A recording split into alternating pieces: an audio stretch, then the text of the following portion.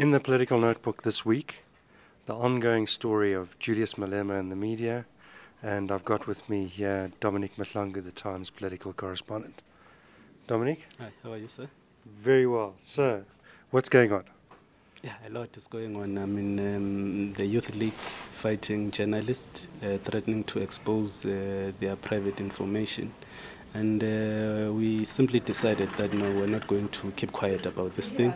So we have written a complaint, we sent it to the presidency, to the ANC and to the Youth League itself. What exactly were the threats that were made by Julius Malema? I mean, Julius Malema, when the whole story about him and the tenders in Mpumalanga broke, I mean, there was a press conference at Luthuli House. I mean, instead of addressing the issues, he went on telling us that he's got information about journalists who've got relationship with politicians, journalists who are receiving brown envelopes.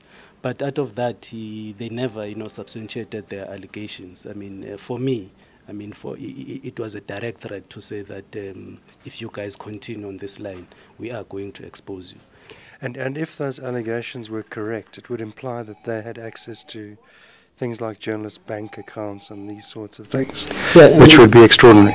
That's a question that we did ask ourselves, that if he's threatening that he's going to expose, a journalist about their private lives, how is he going to do it? Because of the ANC Youth League doesn't have such, resources. So it left one question, that they will try and use state institutions to try and investigate journalists who are writing stories about Julius Malema. But if a journalist was to get bank account details of Julius Malema, which showed money moving in and out in large volumes, I mean, would you hesitate to write a story about that? I mean, we'll firstly follow the rules. I mean, any journalist will have to first verify the information and make sure that is correct before he goes out to Julius to try and get his side of the story. But what the Youth League is doing, on the other hand, is simply saying that we are not going to verify any information, but what we are going to do is try and threaten you and say that these are the issues we've got about you, and then they must be published by other newspapers. For me, what was a bit disturbing was Floyd, with the allegations that he told other journalists that if they didn't publish, then they are next, meaning that if you don't publish, you are the one who's going to be exposed. And for me, I mean, he's taking us 100 years backwards in terms of freedom in this country. Seems to me, I mean, just sort of turning away from the journalist side of it to look at Julius and the Youth League, that they're feeling a little bit of, they're under a lot of pressure right now. Yeah, there is that pressure. And for me, I've always suspected that they will want to find a diversion. And they're succeeding, because of now the focus is no longer about Julius Malema and his tenders. Now it's about journalists fighting Julius. Yeah. So the focus has shifted. I mean, with him also singing those songs, for me, it played into this whole concept of let me divert the attention. Everyone has now forgotten all about the mining contracts and the tenderpreneur allegations and stuff like that. But what do you think is happening within the ANC? There was a decision by the NEC to stop personal attacks. Now that was more or less directed at Malema himself, wasn't it? And since then, he's been absolutely quiet. I mean, that's what we're asking ourselves, that if Julius is going to disobey the orders of the NEC, what action is going to be taken? I mean, the president, he had a meeting with journalists. He promised that anyone, from him downwards, action will be taken. So since then, Julius has been quiet. But and everybody welcomed the NEC decision except the ANC Youth League, which will make a statement about absolutely anything, but not on this matter.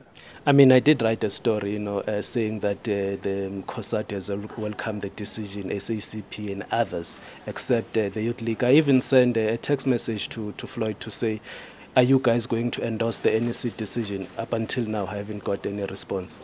They're the only one within the ANC who have not accepted the NEC decision publicly. So now we wait to see if the ANC can actually rein him in.